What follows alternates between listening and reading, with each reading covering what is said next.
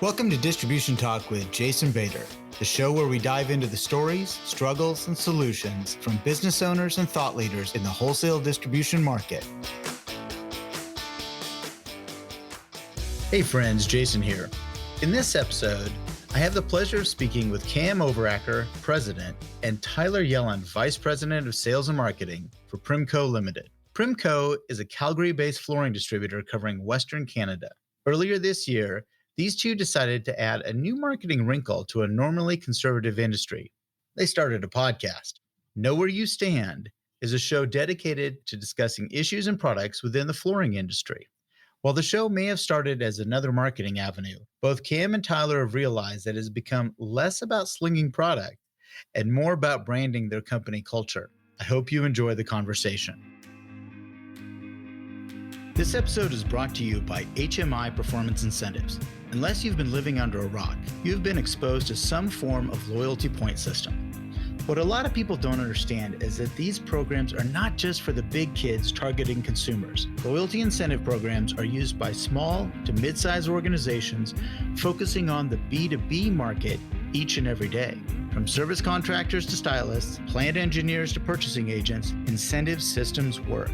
You can learn more about HMI performance incentives at www.hmiaward.com or connect with them on LinkedIn at HMI Performance Incentives. Be sure to let them know you heard about them from me, Jason Bader, on the Distribution Talk podcast.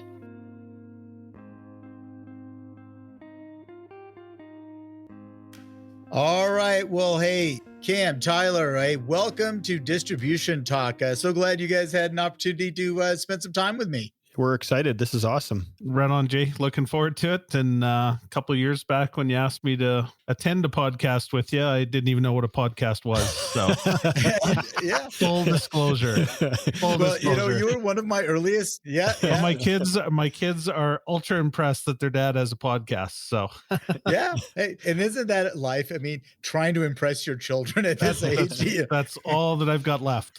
That's it. That's all we have. There's left nothing anymore. Else left. I don't think they beat you in golf yet, have they? So you're okay there too, right? No, that's a little more in my control, I like to think. That's coming though, buddy. I hate to tell you, that's coming. I'm just getting better, Jay. Old age and treachery will beat youth and still every time. Yeah, no, it was fun. We did that show quite a while ago and got a chance to talk a little bit about your involvement and your origins in Primco. But, recently you all decided to jump into the podcasting world and use it really as a marketing tool and maybe even a little creative outlet. And I guess what I wanted to jump in and talk about is, first of all, why did you do it? And then is this a viable method or a marketing method for a distribution business? So whoever would like to jump in. Tyler, would you like to jump in a little bit? Let me answer first, Tyler. We did it because Tyler said it was a good idea. And he said, I need a sidekick. So are you in? Yeah, Sideshow Bob. Sideshow Bob came along. Go ahead, Ty. That's funny. Yeah. No, actually, we were wanting to update our website. And the thing that came out of a website refresh activity we did in the background was a blog, to be honest with you. Okay. And I'm a millennial, even though I probably don't act like a millennial all the time. But I just felt like, I don't know. I'm sure people won't like this comment, but I felt like a blog could be written by anybody and my name could be on the bottom or Cam's name or any of our names could be on the bottom. And I just wanted to do something, I'll say, more unique and something different to the market. So with COVID coming, I had started to listen to, and actually, Jason, yours was one of them because Cam had actually sent me something with you guys on it. And I started listening to it and got into that. And then I got into Paul Riley's podcast and different ones like that, and really started thinking about this. And then always you guys are throwing a shout out to Andrea over at Creative Imposters, and she produces our show as well and does amazing. So Andrea, make sure you keep that in because it's just done amazingly. Can't cut that one. Yeah, you can't cut that piece. Right. So I reached out to her for a quick 20-minute thing, and she said, I think we can make something work here, and brought in the marketing team that I had internally here, and we started on it. And she started asking me a bunch of questions, and I reached out to Cam and just said, Cam, this is what I'm thinking about doing. I'm not really in on a blog at all. I think this would be something cool, and it'd be awesome if you and I would do it together. And he said, yeah, I'm in. Let's do this. So, and the rest is kind of history now. very short history, but the rest is history. So, And I had no idea what I was getting in for. Just no, but in all honesty, I think from my standpoint, I think when Tyler came with the idea, I thought it was a great idea. I'd had other guys similar to what Tyler said. I'd had other advisors in my life that had said that doing some sort of a blog would be a good way of communicating and updating not only the Primco team, but the greater dealership that we deal with as well, too, suppliers, things like that, and just getting information out to the field. And when COVID hit, it really, the blog was not as personal. I don't think there's no personality to it. And I think the podcast just allows our personalities to come out, people to really understand firsthand, the family that's in this business, and whether that's real family or the business family, it's all there, right? So it's been so much fun. Mine was really easy when I had a low 70s in English, and then every report card in school was Tyler talks too much. So I thought perfect fit for a perfect job for you. Right. Exactly. Exactly. It's funny. Absolutely. The written word, and it's kind of daunting to have to, oh my God, I got to write a blog again. I got to write a blog. What am I going to think about this time? This is something I go through. I hate to say, admit it in public here, but something I go through every month when I have to write for one of the publications. I'm like, oh my God, what am I going to write about this time? Fortunately, I do have some very creative people that I meet with on a monthly basis that throw up these ideas. I'm like, oh, I'm going to take that one. That'll be a good one to jump on. Writing a blog. And my big question is, how many people do you think actually read that thing on the website?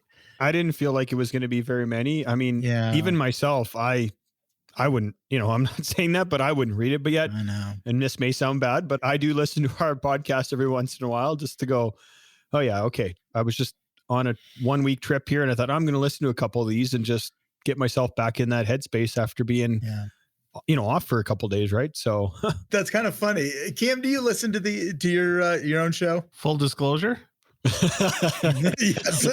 Yes. Yesterday.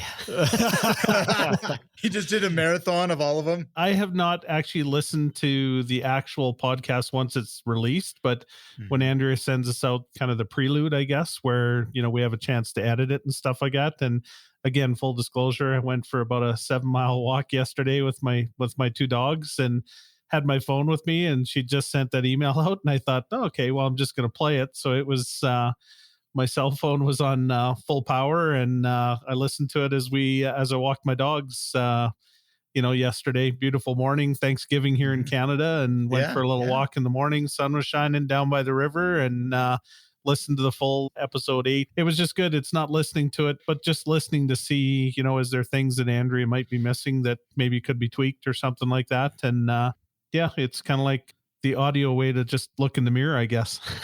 Yeah, it is. Right? No, and I think that's a great way to look at it. That I do the same thing. I listen to the episodes right as I get that that MP3 from Andrea, our producer. I'll listen to it. Now, she must like you guys better because she doesn't let me edit anything after, Well, but, we've never edited anything. We've never edited. So as much as she said, I send it so you can quickly edit, we've never actually edited anything. So. No, she's fantastic. She does it. It makes me sound good. The thing I like about that is it keeps it real. If it sounds too scripted or anything like that, we usually have cue cards that we work with Sarah in our marketing department. But very seldom do we follow those cue cards. It just kind of rolls. It kind of gets your brain going in the direction that you want to take things. And then Tyler always goes off cue. And then I'm quick and easy to follow. Right. So and then he brings me back to the cue card. Yeah, exactly. It is always funny, because you get, well, at least I get guests that always say, well, I mean, do we have a list of questions we're going to follow? I'm like, okay, I'll make some questions up, but I'm not going to follow them. But we'll make up some questions for sure. Yeah, for sure. Well, I think it's the people who you're talking to too, right? Yeah, and I think that I do listen because I think we all want to get better at our craft. For sure. This is actually you get better. I mean, if I go back and listen to some of those earlier episodes, like, okay, well, I probably could have done this a little differently, or I could have used this type of questioning a little bit better.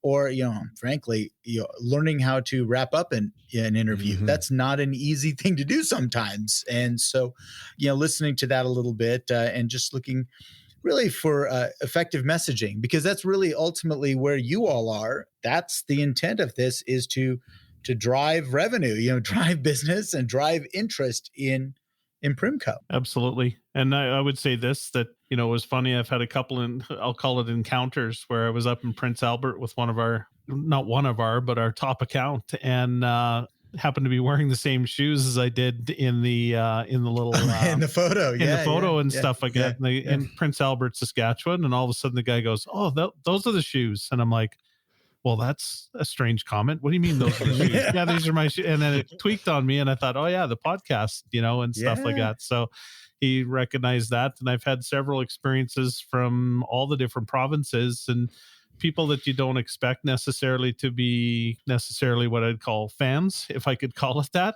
are coming up and saying, "Hey, love what you're doing." Love that somebody in the industry is taking the time to talk about the industry. And, we're not an industry that sets trends usually and stuff like that. But I think in this case, maybe we are a little bit on the trending side of things with a flooring podcast necessarily from a distributor.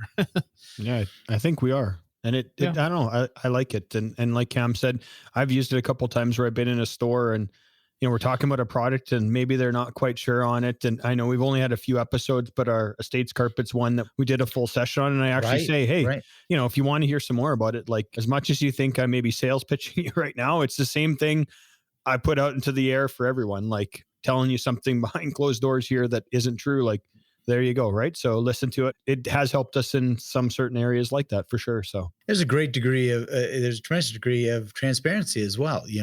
When we talk on these things, you can't necessarily pull that back. Once it's out there, it's out there. That's out there. Right. Yeah. Right. So, and it's one of our core values that we talk about is just, honesty almost to a fault.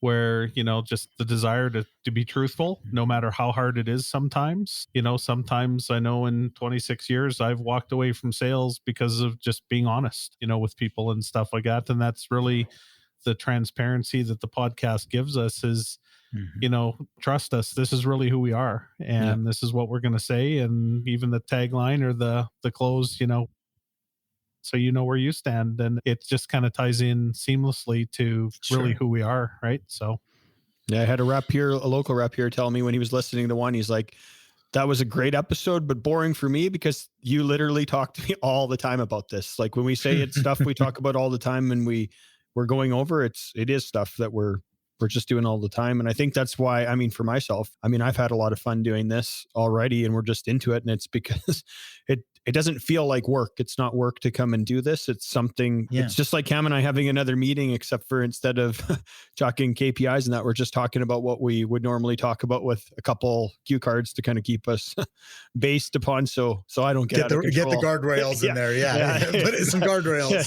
Yeah, exactly. So have you all had your national convention? When is the conference for you all for NAFCB? It's in the first week of November, and unfortunately, this year we're not attending. It's down in Texas, and I made the call just with COVID. We had everything booked and stuff like that, and we're ready to go. And unfortunately, it just was one of those things that I just looked at and said, "You know what? This is not an essential part of us surviving or doing business. So you know what? This year we're just gonna take a step back and." I wish they would do something virtually because, as I looked at the state of Texas was only 50% vaccinated and, with traveling and then, landing there for a 4-day show or a 3-day show and then having to basically land and get a COVID test as soon as you land almost. And there was a lot of changes with the Canadian government as well with stipulations around travel and stuff. And it just felt a little clunky to me and a little bit a risk that's, not necessarily worth taking. Well, and the whole senior leadership team goes too. Right? Yeah. So we get sick. One of us gets sick. We're all close contact now. Everybody could be out of business. Yeah. Right. You could have a very rough, couple weeks there. Well, yeah, the reason I asked was just that I think it would have been interesting to see the reactions, at that conference as to really how many people even know that you're doing this, and then kind of listening to some of the feedback. I think that would have been kind of interesting, but next year you're going to have a whole year of this under your belt, a whole lot of episodes and a few more people to gather that information about. And probably a few of them kind of saying, well, how do I get started? How do I do this? Yeah. we have just haven't even talked to Cam about this, but we're getting ready for Surfaces, which is our big selling event down in Vegas, Right. which we're planning on attending at this point in time. And our two marketing ladies, Jamie and Sarah, brought up the point of maybe it'd be cool to have an on-site podcast episode, which would kind of be, it wouldn't be broadcasted live, but just something where you kind of were like talking in there. So Kevin confirmed yet or that, but I just thought that might be cool too, just to bring some more awareness. I think it'd be interesting. Yeah. Sure. I mean, I think that's the beautiful thing about this medium is we can do all kinds of things with it, and I have friends, and I was sharing with you earlier, in the lighting business that, have they're good 5 years into their show. And, they did a lot of different episodes from France, from all these other shows around, they went around and they recorded conversations with people they probably, would not have been able to sit down with. And, it worked out famously. They did some really neat stuff. So I think, definitely you're going to have some opportunities there at Surfaces for sure. Yeah. I thought that would be unique and bring it in if we could. So there's no right and wrong necessarily. You can just kind of explore and do what feels right. I think also we don't necessarily have to be, a slave to the downloads, to the stats, No. And I think that's a really interesting, that was early on for me, at least, I was looking at the stats, who downloaded. And then now I'm at a point when I may look at the stats, every couple, 3 episodes, but it doesn't rule my life where, before I was really hyper conscious about that. Now, a lot of it is for my producing. Do I feel like I'm producing good content? Do I enjoy what I'm doing? And I think that's really for me where it's evolved at this point. Yeah. And for me, it's just one experience I had just recently while I was on vacation. I took a day to go out and see some dealers, and I had one of the managers of the store came up and introduced himself. First time I'd remember meeting him in years. It's been years since I'd actually been able to see him and stuff like that. And when he came up and said that loved your podcast, love what you're doing type thing, it was, for me, it's more about that one person that you turn to, maybe being open to hearing more about the Primco story and our products, and maybe give our rep a chance to, once he sees the reality of who we are at the heart, to give us an opportunity to show that next product or something like that maybe before this we hadn't. To me, that's more important than any stat that you can get. And as Tyler and everyone knows, I'm a true numbers guy too. Oh, yeah. So Tyler just hides the stats from me. So I don't even share them with him. No.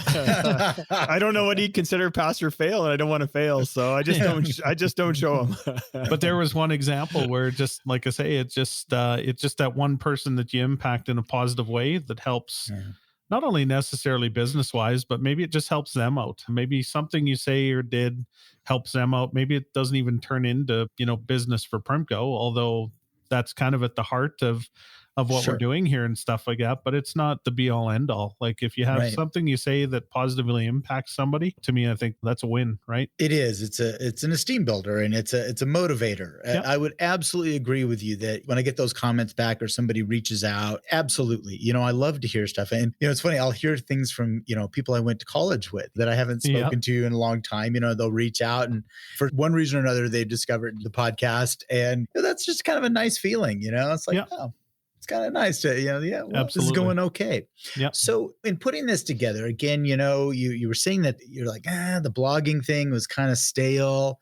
I'd rather, use my voice to do this, to, voice blog, if you will, put this together. But what's kind of been the most eye-opening thing for you all, as you've moved down? Again, you're very early in your you've actually made it past the dreaded 8th episode, by the way.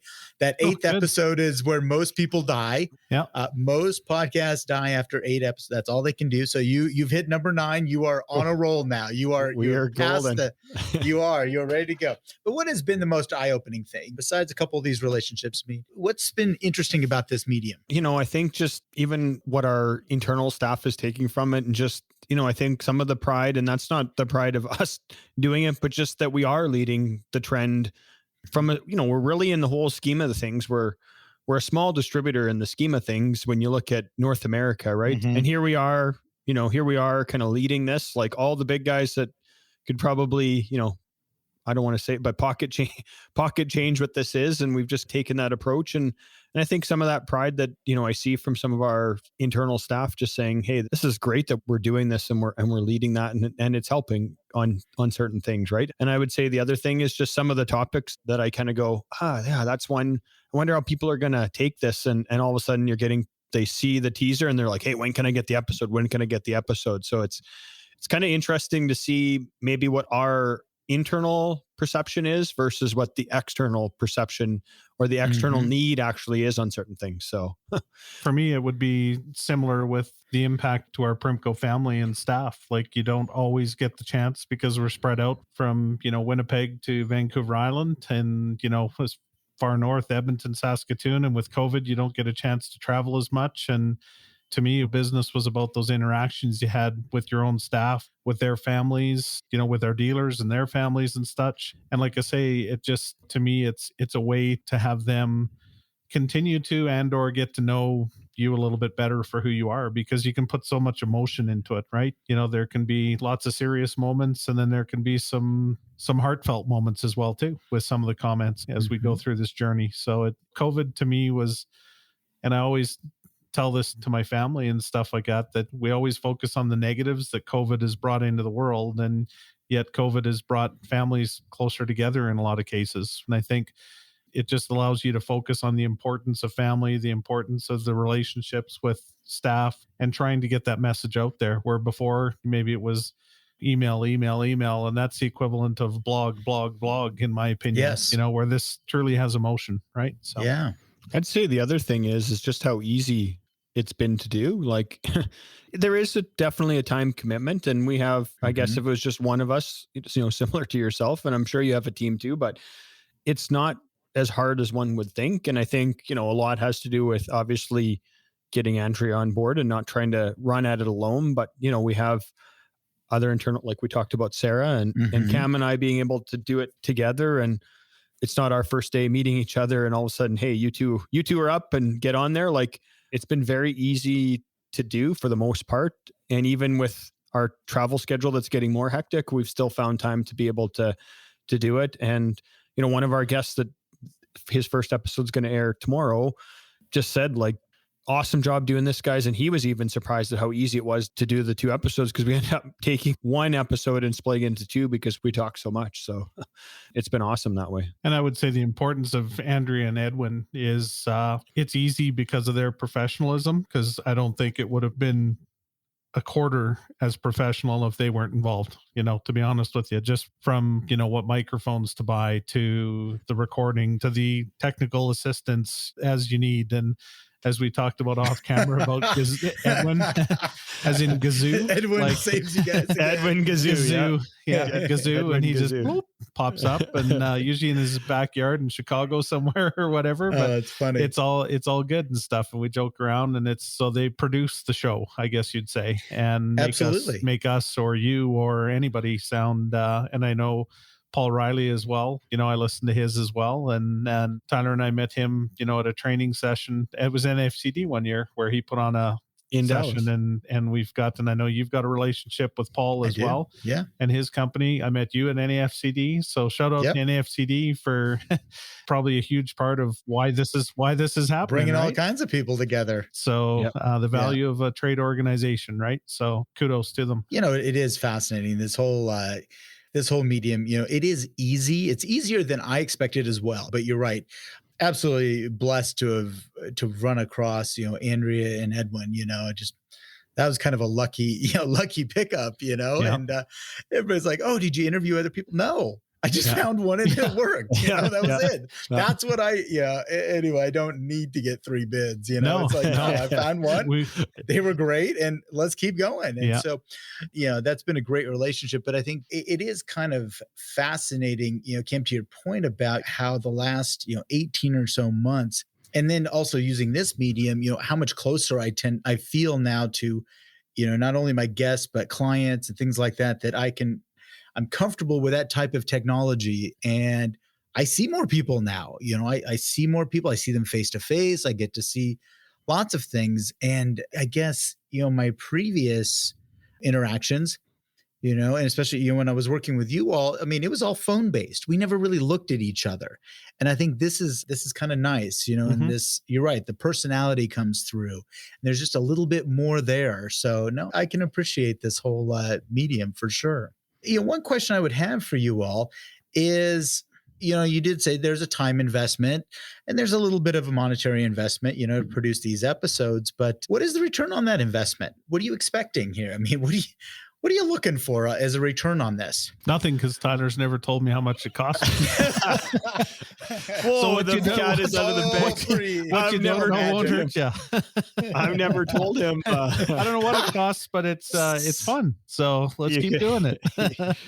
We'll just tell him it's double. You can kick me some more. Yeah, nothing that's fun in the world is cheap. Let's just say that, right? So nothing in the world that's fun is cheap. So so the ROI is 100%, Jay, because I didn't know this cost me. This is costing me? What? Uh-oh. Sorry, Tyler. No. Cat's out of the bag. No, all seriousness, if I could just go back to an earlier comment about that one person that you affect in a positive way. Maybe that one person that listens to it, that decides that they want to make a career out of the floor covering distribution world or something like that, or somebody who wants to get into, it doesn't have to be flooring. It can be, because as my father and, other mentors have always told me, that distribution is distribution. Yeah. You just happen to be distributing floor covering at this point. That's not always who we were. We distributed everything from scotch to, to building materials, to you name it and stuff like that. And who knows where we'll be 20, 30 years from now and stuff, but it's just kind of gives a face to distribution, and potentially, people to maybe look at distribution as a career. Because if I hadn't have been in the family, nobody would have pointed me towards distribution. You would have stumbled across it by accident type thing. And I think, Jay, we've had conversations where you were probably the same, right? So, absolutely. So that's what I look at. Can you impact somebody, positive with maybe a decision to join this wonderful business that is the heart of, a lot of business in the world. So. Yeah.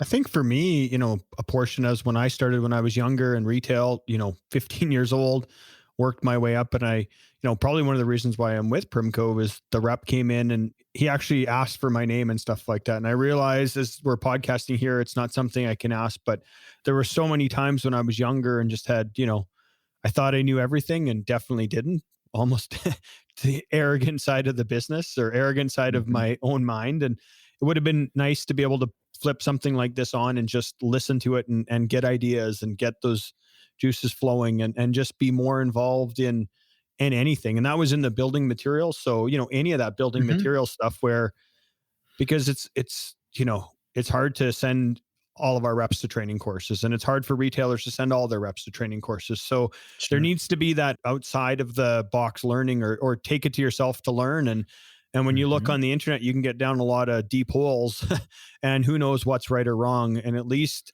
I hope when people listen to our podcast, they know, hey, here's two people that are in the industry that aren't spreading a bunch of, we're not telling you this is the way it's got to be. We're not telling you that's the way it's not. We're not doing this on a bunch of reviews where we've gotten a bunch of free product and now all of a sudden we're doing a review on it. We're just speaking about the industry that, like Cam said, he's grown up in.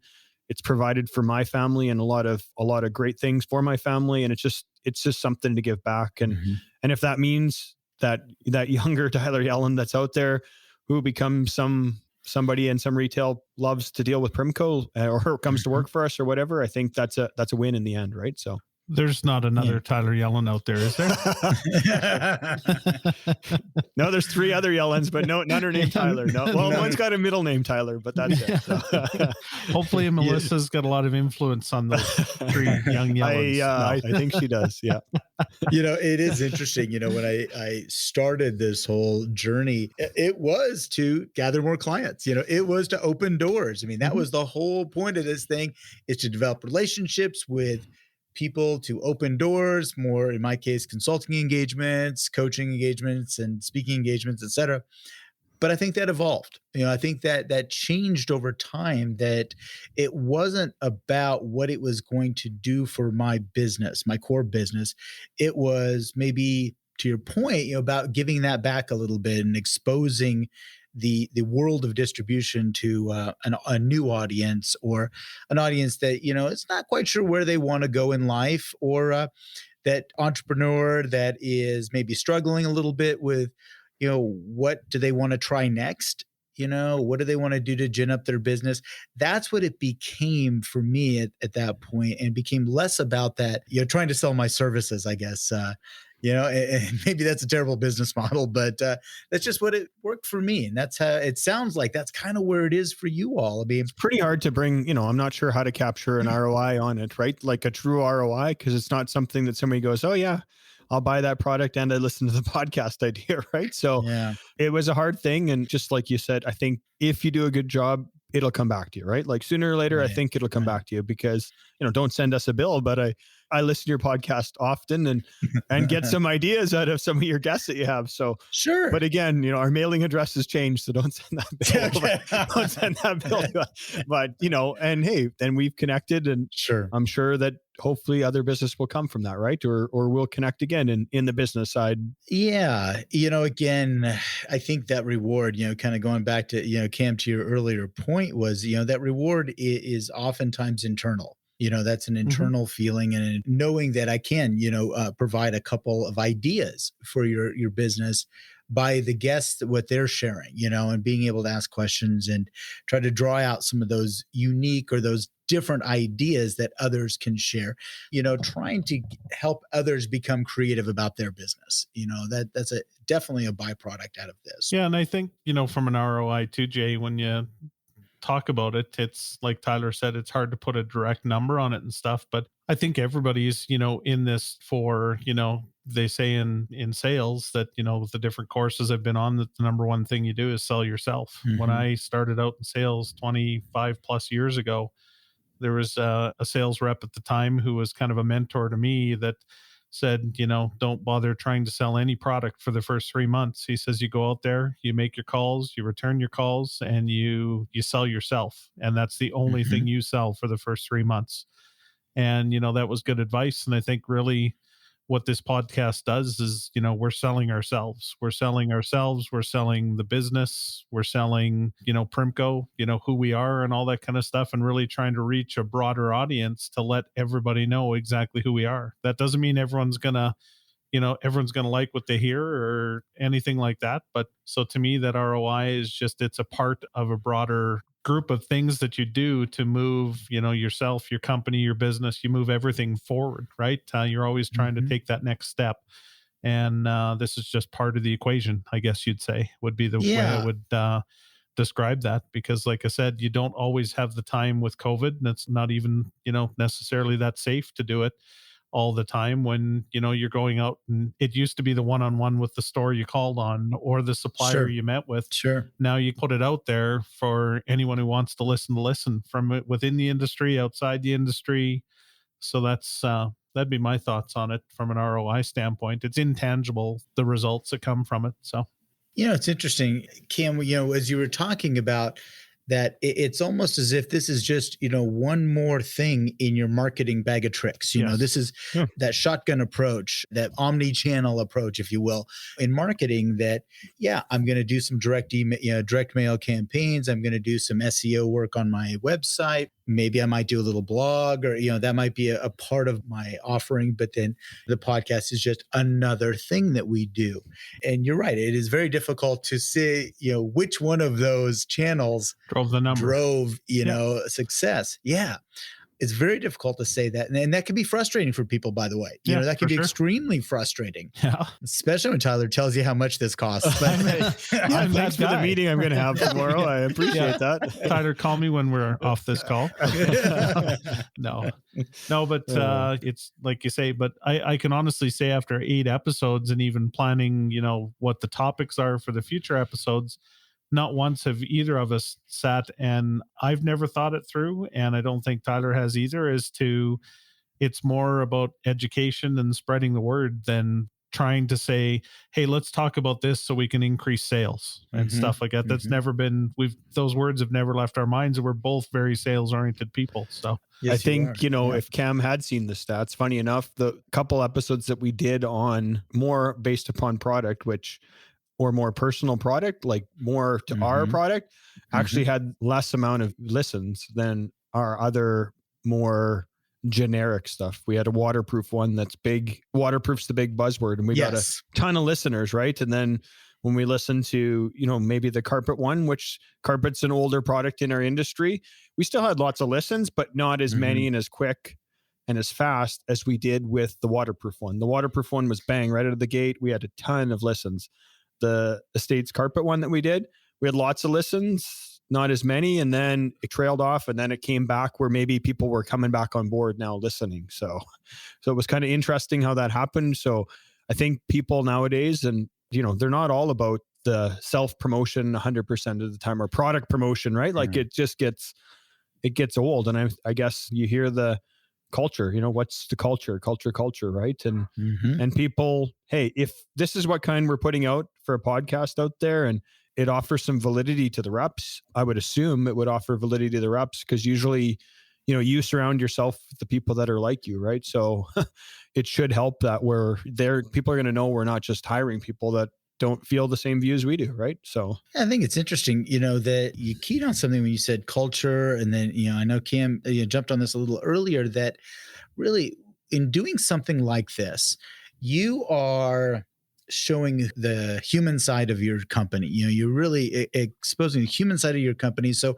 when you make that sales call, or when you are introducing yourself to a potential candidate coming into your company, they kind of already know who you are. You don't have to go through that phase of, as you say, selling your culture or selling who is the leadership of this organization. They already know. They've already been exposed to that. They're listening to you. They understand who you are and your values, and they seem to be attracted to it one way or the other. Well, and that's something that, as I am longer and longer in the business world and stuff, it's something that I've heard the same story over and over, that people want to work for people that they have similar values to. And, I've experienced a couple of times now very blatantly where values were misaligned, and how that just, no matter what happens, when those values aren't aligned, it never works. And that's becoming more and more evident to me as I go through life in general.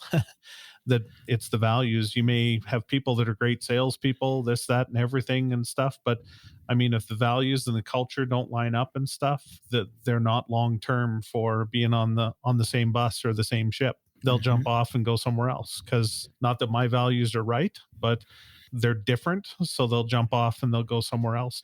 And that's better for them and better for you as well, right? So it is really almost like an epiphany that I'm having at this point, in our conversation. It's like, holy geez. Maybe I know exactly. Who would have thunk it? Maybe the reason that we do this is less about, selling a product or service, and maybe it's more about exposing that core value of our organizations, myself as an advisor, you all as a seller and advisor, frankly, to the floor covering industry, that it's really more about exposing the who I am versus what I got. Yep.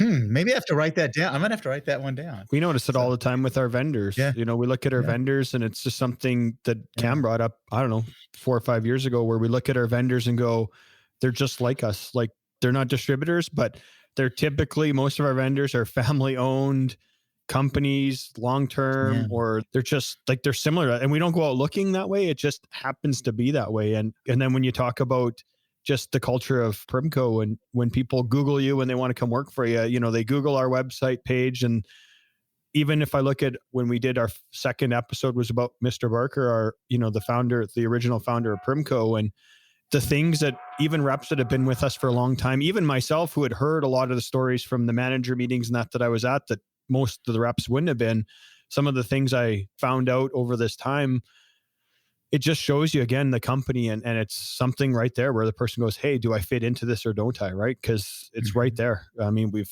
laid it all out. You listen to that episode about him, you would know whether you want to work for Primco or not, because we pretty much laid out how we work internally, right? Or kind of our values and our goals, right? So, and I think what it comes down to is Dad's values lined up with Mr. Barker, and obviously our values line up with my dad's values as well, and it just goes from one generation to the next, and that's not saying it's just a natural thing that my values are going to line up with my father's, but they do. And like Ty said, with our suppliers, they're multi-generational. I think Mannington's going on to the 5th generation of being one of our bigger suppliers. Tyler, our experience we just had with a with a fairly new supplier just last week. I mean, they're just, the culture and the values that they hold are so similar to ours that you just naturally bond together, and you go years and years and years of doing business together. And the ones who don't are the ones that they just kind of fall off,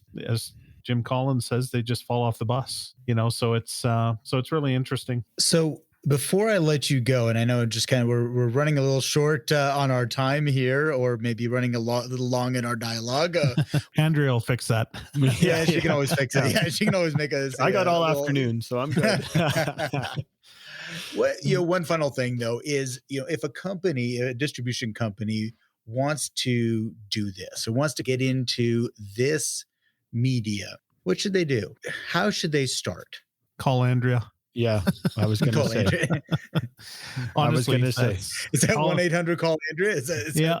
I mean, I think that's the first biggest step and stuff like that. And then just know that, when you learn how to ride a bike or skate or downhill ski or anything like that, it's frustrating. You learn how to play a guitar. It's frustrating. It doesn't sound like anything. And then all of a sudden one day you pick up the guitar and you're playing and you just go, wow. So I would say, be diligent and commit to it. Like anything in life, you've got to commit to it. If I would have just gave up after the first time of not being able to plug this box on my desk in, of which I'm still struggling. Yeah, but I'm getting better. Yeah, hey, we're hoping for episode 10. I know episode 10 is yours, Cam. Cam's audio woes, episode 10.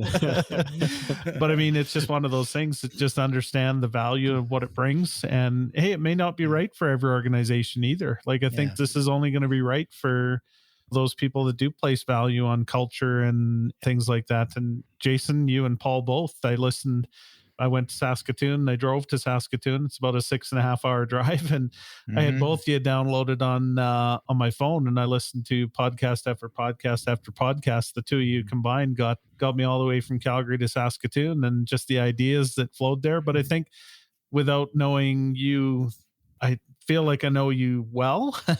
Paul, I don't know as well at all, but I can tell that the values and the culture that you two have, again, are very similar to what we are. And that's where podcasting isn't going to be for everybody, I don't think. But Andrea is the key, I would say. Invest in the equipment. Do it right, because, the comments that come through that, my God, I can't believe how good that sounds, and stuff. And we're not even... Tyler and I are like separate guests because he's in Saskatoon, I'm in Calgary. And that was a comment made by our vendor last week. He's like, do you guys fly in to do these? We're like, no, I'm in Saskatoon. Yeah. Here's Cam's, we just happened to walk by. I'm like, there's Cam's stuff. And I got mine set up in my office. We're not even, he's really? And you guys sound like that. It's pretty cool. So it's not even like you need to be in the same office, right? So, trust Andrea or whoever your consultant is, trust their direction they're giving you on the hardware to purchase and all that kind of stuff, because it just makes it so much more professional. And we've always believed something. That's one of our core values. If you're going to do it right. Don't go in half-ass. And we've done that. Andrea will probably delete that out, but I think that's my second swear. So she'll ask me. I go, no, leave it in. No, but it's one of those things that just do it right. And that's at the core of what we are. And, when we look back on our failures over 74 years of business, it's the times when you can see that you didn't go all in. And you just kind of did we're going to just be there to be there, and you don't get the success, and it happens. But when you do go all in, you know that the results are there, right? So that would be my advice. No, I would say the same thing. Another, again, I guess a plug for Andrea, but as much as I thought before I started thinking about things and thinking what I thought was a podcast. And again, not really knowing much about it. And then when you meet with Andrea after that first time, you kind of go to her website. I know they're in your show notes, because that's where I found her, is in your show notes. So I know that's where it is. So I went to her, and just once you get into it, I mean, she'll help you with, hey, what kind of time? And like Cam said, don't do it for the ROI, because if you're looking for that, like we talked, I don't know if you can get you're not going to get a huge investment you're not going to see sales antiquate to amount of podcasts for sure. Yeah. And I don't think you will, and maybe you can, but I think you want to use it as just another marketing in your whole deployment of marketing, and have fun with it. I think that's, that's why it's so easy for Cam and I.